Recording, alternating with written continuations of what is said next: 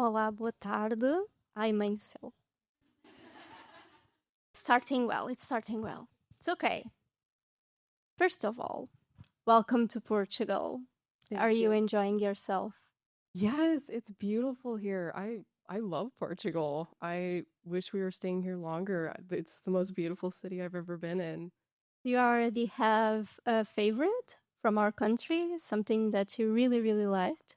I love the birds that are up in the little green ones. They are beautiful. Okay, so this is your first time being published in Portugal with Leave Me Behind. And readers here are meeting your world in your own language, on their own language. How does it feel to see your words living and breathing in Portuguese and be welcomed by a new audience? It's it's amazing. I love it so much. It's a completely different feeling because you're being welcomed into a whole nother, culture. And I'm just so happy that my story can reach so many readers and that they relate to the story and that they love it as much as I do. And I just love that it's bringing so many of us together. It's very special. I don't even know how to describe it. Yes, I do too. I think it's very incredible that we can have books that come from other countries that speak to us in so many levels. And Leave Me Behind is so emotional. So it's really, really special that we can feel that emotion, right? So speaking of Leave Me Behind, Bunny and Bones feel very alive on the page. How did they first appear to you? They first appeared to me as kind of how I start the book in Leave Me Behind, just as two strangers on a plane that kind of bump into each other. And that's how most of my stories start. They just kind of, I'm like, well, let's see where it goes. And I knew I wanted Bunny to be a very strong female lead. She kind of had to be on the squad. Right. And I knew Bradshaw, especially with his past, he had to be a very hard, cold character. And I just threw them together, and they were very cruel to one another, and emotional, but I just felt like it worked so well. Their enemies to lovers was the best that I've ever written, and the whole time I was writing, I was like, "Oh my gosh, what did they do?" Tension. The tension, right? Yes. So much tension. They felt so alive, and I was like, "Oh my gosh, they are crazy, but they're having fun. I'm having fun." Yeah, so it's actually very nice to see a strong female character because it's not usual in dark romance that we see a female character like that. Usually we see that on the male character, but the female character is always a little bit more soft. So it was so refreshing and so new. It was crazy, like you were saying, but so good. Did they come to you as soldiers or lovers first? They came to me as, I would say, soldiers first. When I'm writing, I always dive really deep into who they were in their past. And that's what really makes them who they are in the present. And so I knew I wanted them both to have really tragic past stories. And so they came to me both as soldiers first. And then as I was writing, they became more like lovers. And I think that's why it feels that way when you're reading it. Because that's just how they came to be. We love a little bit of trauma, right? Yes. We love crying here. Everyone loves a little devastation. And which one of them is more like you? Bunny. Oh, we love that. Okay, we love that. We love a strong woman, Yes. right? Yeah. Is there a certain scene that you loved writing in Leave Me Behind? Like a special one that will be with you forever? For me, I can't use the one that it's a spoiler. Please do. I can say the fun one. We promise we don't say anything to anyone. The one that I really liked, that I had, like, I would say the most fun, and when the characters really came the most alive to me, was when Bradshaw, during the training, he leaves her at the bottom of the cliff and he doesn't help her out. And then when she chases him down and throws the rock at his head, I was like, that's something I would totally do. And so Of I just thought course. it was so funny. And I think that in writing this book, it really taught me to just have fun when I'm writing, because it makes such a big difference. And I think for readers, it makes a difference too, because they have fun as well. So I think we all love that scene. That's the scene where we go like, yeah, go bunny, go. I think we were all rooting for her at that point, so it makes a lot of sense. And do you have any other that gave you nightmares to write? Like that one that just didn't want to come out? yes, but well, no, not too much. But I will say towards the end of the book, it was a little harder to write some of the scenes. I don't want to give any spoilers, but some of the characters that, might not make it, it was very difficult to write. We get it. It's fair. It's fair. It was not easy to read, so it's fair. It was not easy to write, I think. Do you agree with me? Do you all agree with me? So we are together on that one. So another thing about Leave Me Behind that it's very special. It's the way that we go from these extreme enemies to lovers. I know for a fact there's a lot of people here that really felt that transition and that connection on their love story really hard. You can confess that you cried. It's okay. I did. Did that feel as intense for you writing it? Was it intense and devastating for you too? It was a little bit, but for me, I I don't think it's as devastating to me as it is to the reader, but I definitely felt so much tension between them. This was my first like bully romance that I wrote, and I think that's why. Is because the enemies was like, in a lot of other books it's a little more fluffy, a little Yes. more like, oh, he's just mean, but like these two are like they hate each other. And so I think that it wasn't as devastating to me for when it, became the lovers part, but I I had a lot of fun writing it, but yeah. Okay, so we were the only ones who suffered. It's fine. It's okay. I'm like It's okay. a It's little. okay.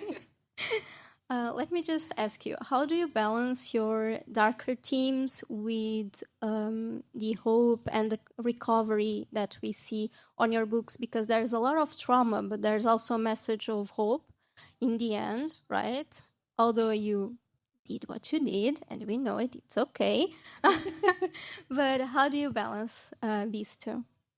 I like to balance it with like I I watch a lot of Disney movies, okay? And there's nothing sadder than Disney movies.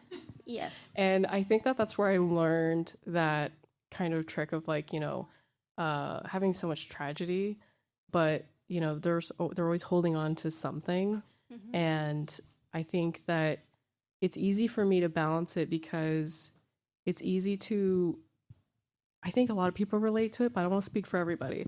But I think a lot of people, going on day to day, their life, it can feel really dark. But there's always something that you're looking forward to, or like a goal or a dream or just something.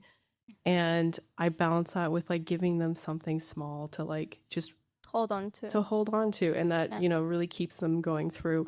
And for Bunny, that's why I always had her thinking of like, oh, I remember when Jenkins told me this, and like it kept her going. Yes. Just little things like that. But yeah, I learned it from Disney. But Okay, that's a fair answer. Everyone loves Disney, so me too. Let me just ask you about your creative process when it comes to your characters. Do they surprise you as you write, or are you the one pulling their strings? I would say they surprise me because I don't have a really tight outline, but I know where the story's going. loosely. And a lot of the times the characters will just do something like completely random. And I'm like, what are we doing? Like, and I'm like, well, I like it. Let's go this way. And so I think a lot of the times they're writing the story and I'm just letting it flow. I know where I want it to end, but I kind of just go with the characters. Just let them do their thing, and then you're like, guys, we have to be there at the end, but go on. As long as we get to the same part at the end, yeah, we could take different routes to get there.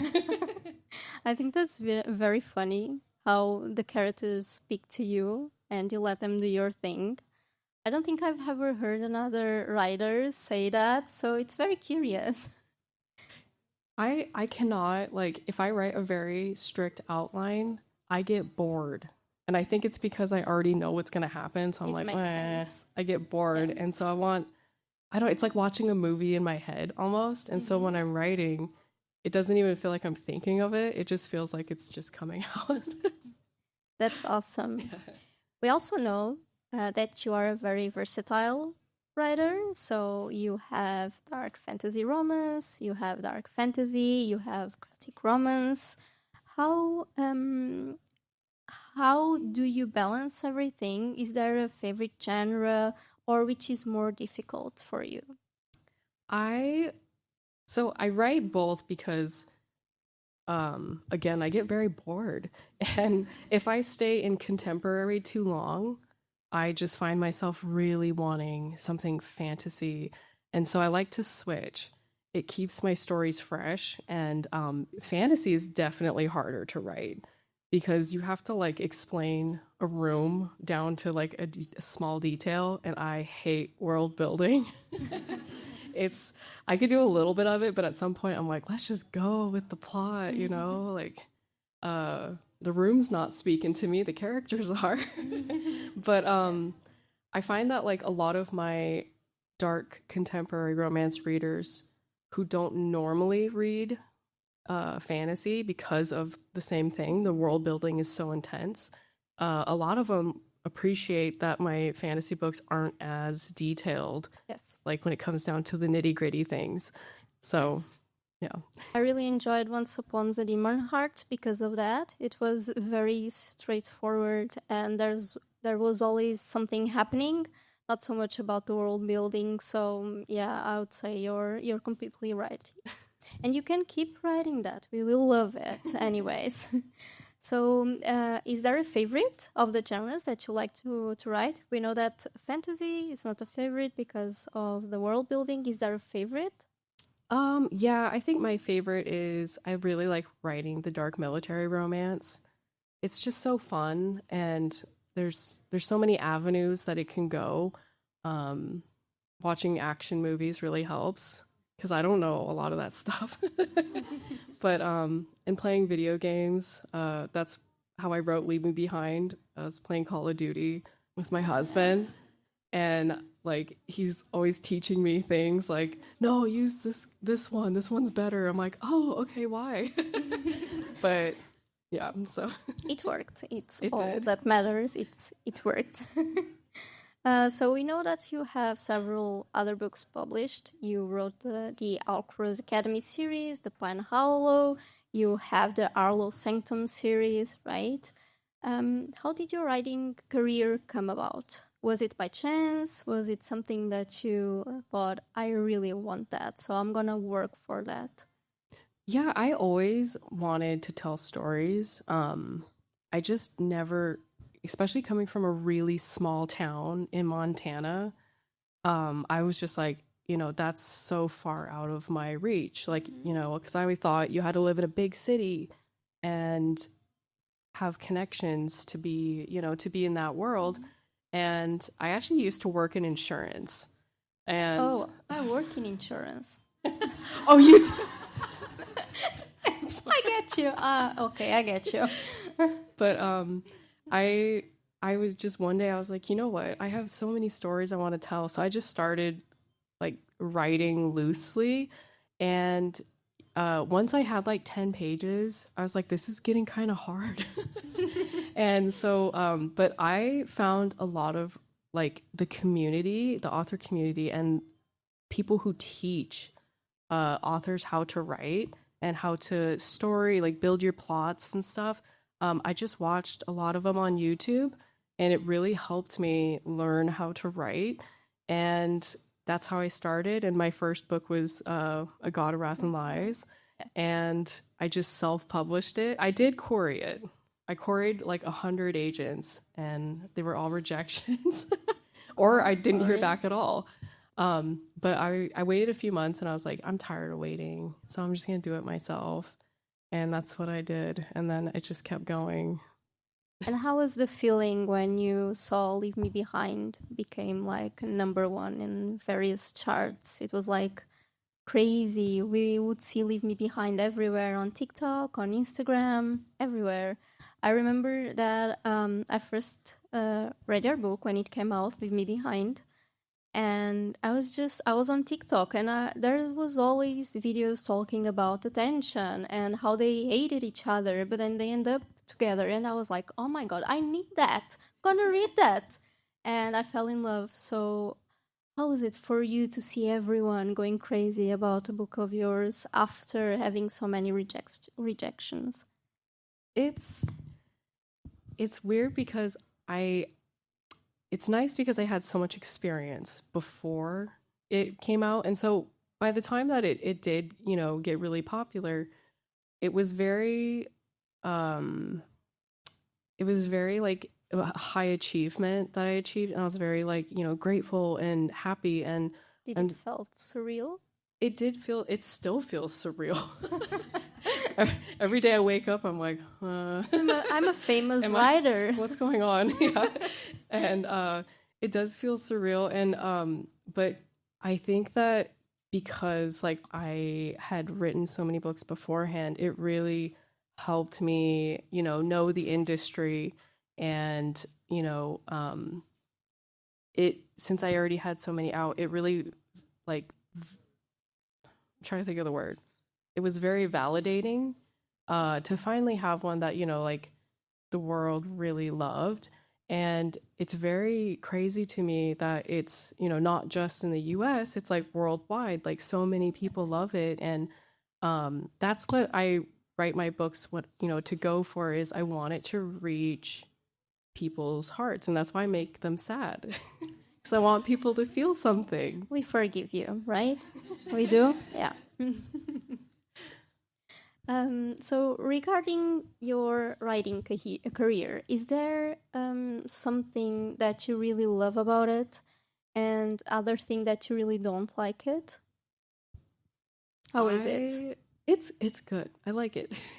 I love being able to write like pretty much like I have a very relaxed publisher, and I'm just happy that I get to write pretty much whatever I feel like writing.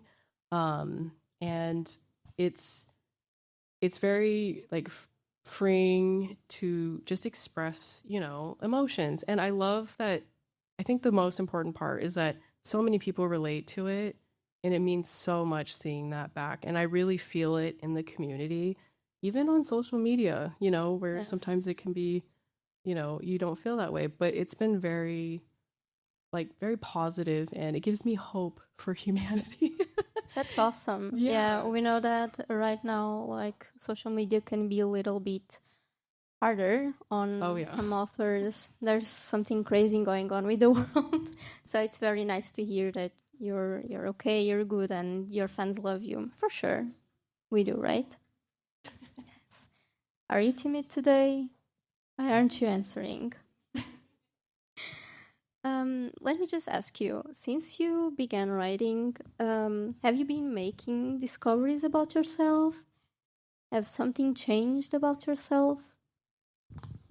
Yes, since writing, especially after writing The Fabric of Our Souls and Leave Me Behind, I feel like I really deep dived into like my mind and just my soul, to be honest. And I've ever since doing that and like writing from the heart, I've healed so much of like all my traumas, and I've really grown as a person, and I think it's because of writing, even journaling. It really like helps you understand yourself. Like you get to learn about yourself. And I think that's why my characters, I always say that they lead the story. Obviously, it's a part of me. And like as they learn things on their journey, I'm learning about me. And so I think that's like what I've learned. That's great. Yeah. That's great. That's also a healing project for you, right? You go on and heal. That's so awesome. Words really do have power like that. So yeah. Now we're gonna talk a little bit about your future. Are you working on any projects at the moment? Yes, I am actually. So what's coming up next is the Dark Forces duet. In November? Yeah. Yeah. What can you tell us about it? So I can tell you that it is my like brief pitch about it is it's Hunger Games meets like Call of Duty / Leaving Behind. And so it's set in the Dark Forces boot camp, and it's like a deadly trials that they have to go through in order to get on to a squad. And so it's very intense, it's very fun, and I had a great time writing it, so I think you guys are going to love it. Let me do a little game with you. Can you leave us with a quote or an idea that we will only be able to understand after reading the duet? Without spoilers. Can you do that?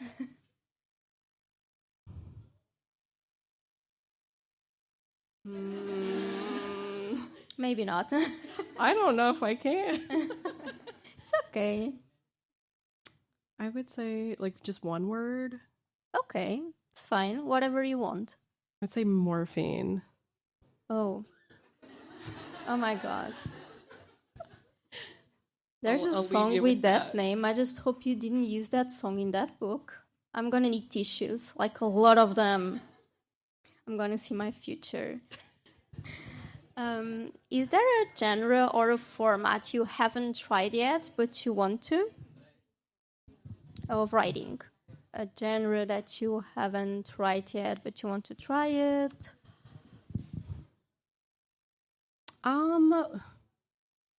Not really. I feel like because my favorite ones are dark thriller romance. Oh, actually, no, there is. I would love to write horror romance. Okay. I love scary movies and scary books, and I'm like, we could have a romance one. That'd be great. Yes, we want that. So you can go and do that, and we will be here waiting for it. Anything that you want. It's going to be really scary, though, so. Okay. Please not with spirits. Please not. Okay, so is there certain things that you find yourself going back to when writing?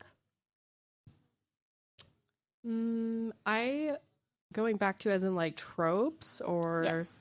I love enemies to lovers, and I have to say sometimes I'm like, okay, let's try something else, and I like always get kind of pulled back into it. Enemies to lovers is like my comfort trope.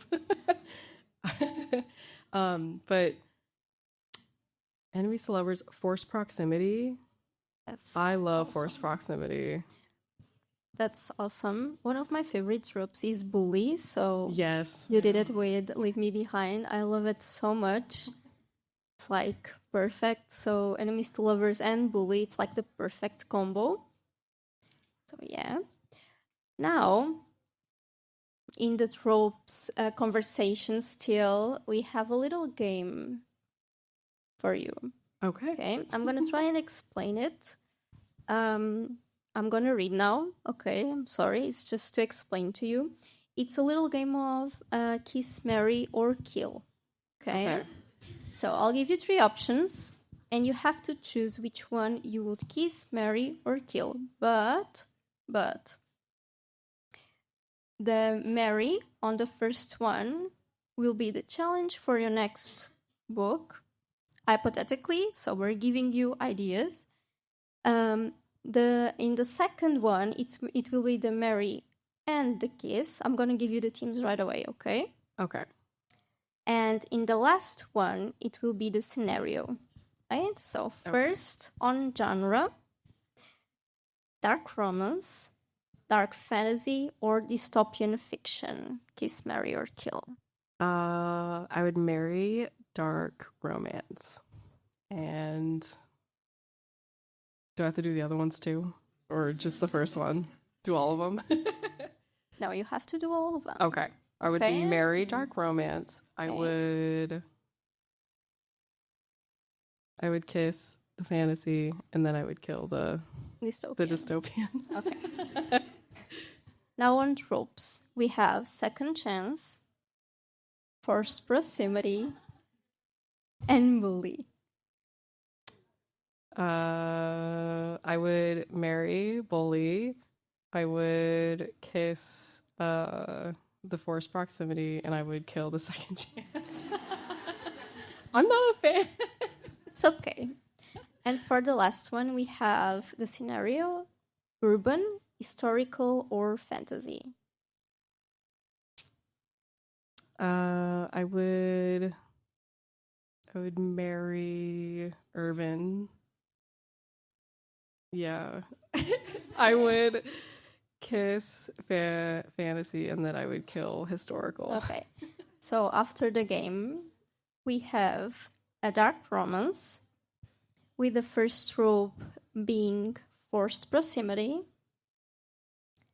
and the second trope being forced proximity, the first trope being bully, right? You said marry, okay, and the last one in an urban setting. That's a challenge for you if you want to. That would be interesting. I feel like that might be good. Okay, we will be waiting then. We will be waiting for it. So now we came to an end of our event with Kia Moronova. Thank you so much once again for being here with us today. I want to thank you also to Top Seller and Penguin for allowing me to be here with you and with Kiem. It's a privilege. I hope you liked it. I know you are very anxious for your books to be signed. So I'm going to leave you. Thank you so much. It's been a privilege. Thank you, everybody.